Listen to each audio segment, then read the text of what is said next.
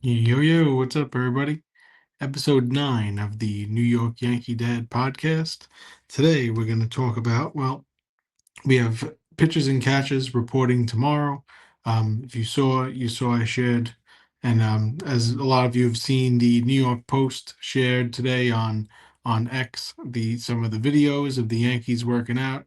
So report days tomorrow. Official workout day is on Wednesday, but spring training is underway. So in this episode, we're going to talk about is a couple storylines. Is Marcus Stroman on the move? Are the Yankees a better ball club than last year? And how will the defense alignment look? So you know, it's pretty much the same thing we've kind of been talking about here, just inching away, getting to spring training, and couple of news and notes of since the last time we spoke, and you've heard from me. So today's episode is brought to you by Your Bronx Dentist. Come meet Dr. Rebbe and his team at two convenient locations in the Throgsneck and Norwood sections of the Bronx. Schedule your next appointment online at yourbronxdentist.com. So to jump into it, Tim Hill. Tim Hill was returning on a 1 year deal. It's a $2.5 million deal with a club option for next season, for a $3 million club option, and a buyout for 350,000. So Tim Hill, we've all been asking, for the lefty, and they actually signed another lefty today. But Tim Hill, we were all asking for another lefty, and this was on Saturday. Yankees brought Tim Hill back officially, and he had that great stretch run, awesome throughout the playoffs. And we would have liked to seen him in certain situations, but Tim Hill is coming back. So Yankees adding to the strength that lefty that needed was definitely needed. And today they also signed former Atlanta Braves left-handed setup man Tyler Matzik. He had that really nice run back in 2021. He had in 2021 the Braves World Series year, and he did have Tommy John surgery back in 22, so he missed the 2023 season, and then last year he only appeared in 10 innings. He had elbow inflammation, but Yankees bringing him in on a minor league deal, and back in 21, he was a key contributor to that Atlanta Braves championship run. So Tyler Matzik brought along. That's another lefty. Um, there was also a few minor moves. Catcher Ronaldo Hernandez. This was the other day in 2019. He was a former top 100 prospect back in 2019. The catcher. Last year. He was on the Arizona Diamondbacks. And just to add one thing with Tyler Matzik as well. He's a former first round draft pick of the Colorado Rockies. So we've talked about in the past the Yankees like that player with that prospect pedigree, and they bring them along, and reclamation projects. So Ronaldo Hernandez is former top 100 catcher, bringing him in, one of the non-roster invitees, and also left-handed Javian Sandridge. He spent time with three different organizations. He's a left-handed pitcher, and he was known with the last year with the San Diego Padres, pitched throughout the San Diego Padres organization. And to jump into these storylines, um, the if you didn't see it, the Brian Cashman, it was an interview from last Thursday, on Yankees Hot Stove. He dove into a few little different things, and one of them was Marcus Stroman. So, and the age-old question now for the offseason is Marcus Stroman going to be on the move? He has the $18 million this year, the vesting option for next year if he hits the 140 inning mark this season, And Brian Cashman talked about how one of the things he said was how Stroh was a lot better. He was a lot better at on the road than he was at home. Also talked about how it was poor defensive team last season, and compared to what they're projecting to have this season, and it all kind of ties in with the defensive alignment for this year. But you know, basically kind of said that the defense really didn't help him out. Stroh was a lot better, like you said, on the road than he was at home, and he's a veteran pitcher right now, slotted as the number six, if you want to say, in the rotation. And as you guys all know, guys and girls all know that it's very very rare that the whole club comes up from spring training. So, just like last year we saw Luis Heel because Garrett Cole was hurt in spring training. So, things happen, spots open up. It's a long, long season, and we're just at the beginning of it. So get ready. And, as of right now, you've even heard Aaron Boone's comments that Stroman is going to be key contributor to this team. It is kind of weird in the sense that you've heard all these rumors and him unfollowing the team on Instagram that they're coming into spring training with that hanging over everyone's head.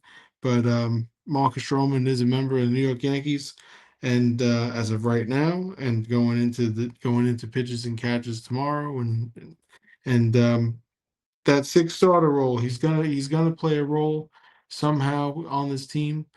He's a veteran, like we said, ground ball pitcher. Hopefully, the new and improved defense could work in his favor. We'll find out. We will definitely find out. Just as the games play along. But as of right now, it doesn't. There's all rumors swirling around. But as of right now, it doesn't look like looks really like a realistic chance that they're going to go in. Marcus Stroman's going to be a key contributor, to this team as moving forward, as it looks right now, in my opinion. And are the Yankees a better ball club than last year? On paper, arguably yes. Arguably yes, as a more well-rounded type team, if you want to say. I mean, they've added to the strengths of pitching. Max Fried, Luis Heel coming off the rookie of the year campaign, looking looking for Clark Schmidt to have a nice healthy season, because he missed a lot of time last year, but in those 16 starts he had the ERA under 3. So looking to have Clark Schmidt for the full season. And adding to the bullpen, we've got that closer to add to was pretty much a really really good Yankee bullpen. Now some subtractions with the addition of Devin Williams, the strikeout split finger throwing Fernando Cruz. Now we have bring Tim Hill coming back, and couple of names that we probably should be getting used to. One is going to be JT Brubaker. Yankees really really like him. He rehabbed with the team last year. We've talked about him in the past. And Hal, I always sticks with me when Hal was on Jack Curry's podcast and was talking about it. So maybe they look at him kind of like a Weaver, Luke Weaver type, reclamation project. He was a starting pitcher with the Pirates, and let's see what Brubaker got. He's one of those many names that could emerge from the bullpen. So we'll find out now. Paul Goldschmidt coming in at first base. It's a position where production is definitely a need. Um, it just hasn't been there the past few years, and Goldschmidt has that pedigree of the MVP pedigree. And if you saw the pitches today, him and Aaron Judge, and then the few years ago they had that batting practice session. But Goldschmidt's one of those players. He's in the post, come to play every day. You kind of know what you're going to get from him. Like we said, former MVP, Gold Glover. One of those guys you're really, really not going to have to worry about. There's, Jazz going to play second, third. Brian Cashman was saying how Jazz could move around. Is it going to be second? Is it going to be third? A lot of things he said would have been Booney's call, like the leadoff spot. But with Jazz, it's projected right now he's going to be playing second base. For third, is it going to be DJ LeMayu? Is it going to be Oswaldo Cabrera, Oswald Peraza? It seems like it's going to be an open competition. DJ LeMayu has his contract, the $30 million for there's this year and next season due left on his contract. So the Yankees aren't really just gonna shun him away. If they say he's healthy now, if he's healthy, he's going to get his chance to prove himself. Oswaldo is going to get his chance. Oswald Peraza, a former Yankee top prospect, now out of option. So this is kind of what are you going to do with him? Because if they get, if he doesn't make the ball club and they get rid of him, one of those bottom feeding teams in the league is going to, try to pluck him away on waivers. So could he play that utility role if our favorite for the position, Oswaldo Cabrera emerges? We'll find out. Pitches and catches are reporting tomorrow, and lastly, just with the for the outfield is Jason Dominguez. The plan right now is that he's gonna be in left field. It's Cashman referred to, in the January, February months. Now we're in February. Heading into spring training. He is saying how you have that ability where you can, take the eraser out and make changes. Now, if it's something that's not going to work out, and it's pretty much evident that it's not going to work out with Dominguez in left field. He did play left field in the minors and center, same pretty much, almost equivalent, the same amount of time at each positions. So they're not going to set him up for failure. If it's going to be a complete disaster, I'm sure they'll make some kind of adjustment. Cody Bellinger's going to be in center, Judge moving back to right. So we will see. We will see how that all plays out, and if just knock on wood, you always want everyone to stay healthy, get guys to get their reps in, and just see how the spring pans out. And that all pretty much ties into the Yankees.